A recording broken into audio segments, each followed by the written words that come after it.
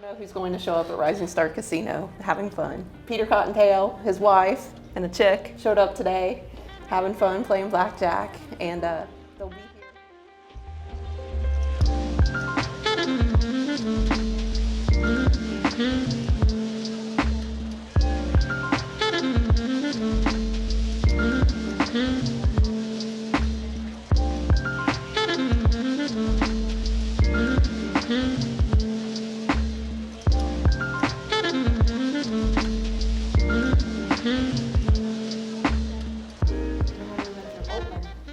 The FBI had checkpoints all along the way. That's pretty bizarre. That's me there. When is this from? I was 22, 1988. Boston. You're on that brochure? Yeah. You're the dealer? Yeah. What? All right, he's got to zoom in on this one. She's got a lot of hair. It's like a movie star. The guy, when he shot the photograph, he said, all right, everybody start laughing, doing goofy stuff. And I just started looking at him and started laughing. So Pennsylvania, 18. How old were you in this? 17. I was 22 there, yeah. I transferred out with Tropicana, Atlantic City. Went to Atlantic City, then you went to Laughlin. Yeah, opened that property up when I was 22. And you've been here 25 years. Yeah, I spent 6 years there. I went 1 year in Las Vegas, and then I came out here. Guys from Tropicana in Las Vegas came out here and opened this property Okay. back in 1996, yeah.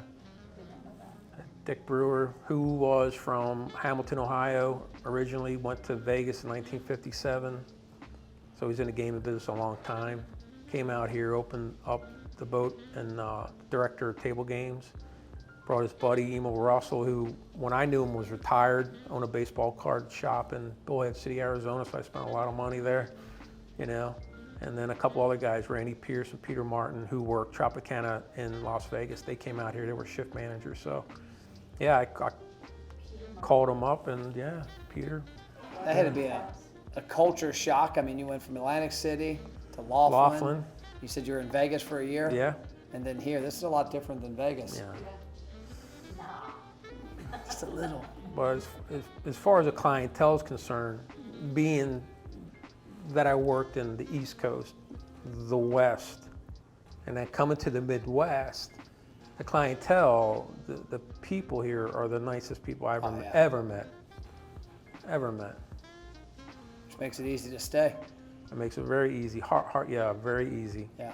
Yes. Probably a lot better place to raise a family too than Vegas or Atlantic City. Yeah, it's beautiful. So when I lived out in Laughlin, I lived in the desert, the Mojave Desert in Arizona. Okay.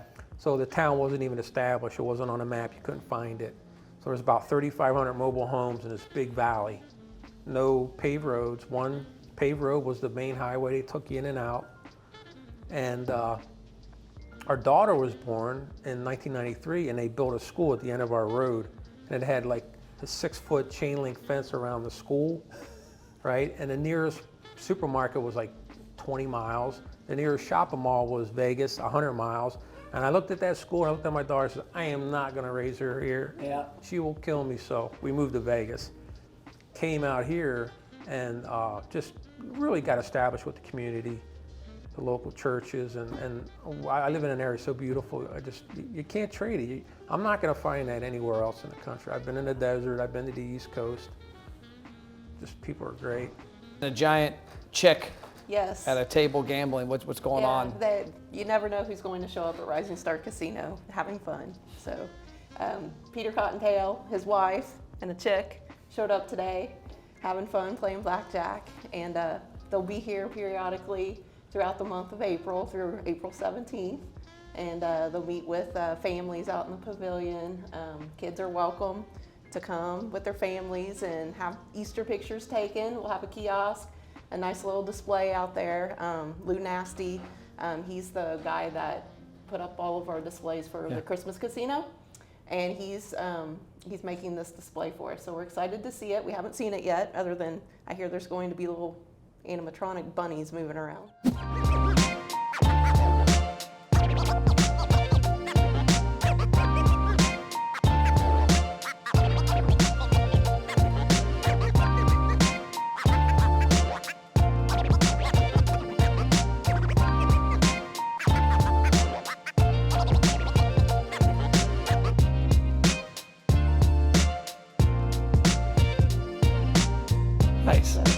So how's that been received? Because you were probably one of the first casinos I've seen do family-oriented events, because you had the Christmas Village. Yes. How's that been received? Because that's This year, outside the norm. It exploded this year.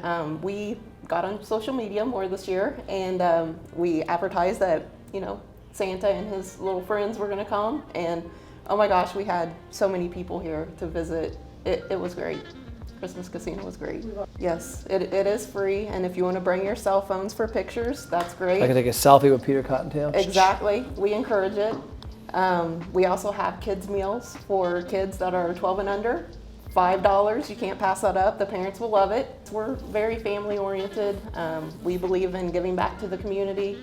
We're an entertainment establishment, but we're here to make people happy. Oh, and also Joe's reminding me, we're also raising money this month for Rising Sun Athletic Department. Okay. We have a basketball hoop out in the pavilion. When you guys head out, you can take a little zoom in picture of that if you want. But on Sundays, guests can come in, donate $5, take a couple shots at our basketball hoop, make some points, and get a free t-shirt. So the boat originally was a vessel that was down, and I believe in New Orleans. It was the Flamingo's boat, and it was all pink at one point in time. So it did come up the Mississippi.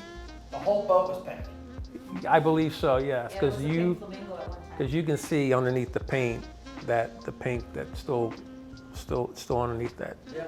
But it did travel. It traveled all the way up the Mississippi and then the Ohio to get here. So it was a heck of a journey. You know, we would go up the river and we would make a turn and come back down, and like it was every second hour, every 2 hours, we'd do another cruise, you know. And people came down just for that. They sit up on top and they really enjoyed it. And then once we were, you know, did not have to do that, then we kind of pretty much stopped the cruising part of it. What's been the decision to keep the look and feel of the roots of the boat? I love it. I mean, it takes me back, and it's different. Everybody, a lot of the other riverboat casinos around the country have transformed into boxes on water. Well, it's unique. It's our niche, really, for this area. We were the first in the area. Back in 1996, there was no other casino vessel in this area. Other than if you went to Evansville, which is, you know, a couple hours, 2.5, maybe 3 hours away. So we're very popular. Friendly atmosphere. People come here because they know that they're going to be recognized, always be greeted, always say hello. We're going to know the majority of our patrons' first names, things of that nature, what they like as far as, you know, games, slot machines, table games. Yeah, so. Come as a guest, leave as a friend. Mm-hmm. I love it.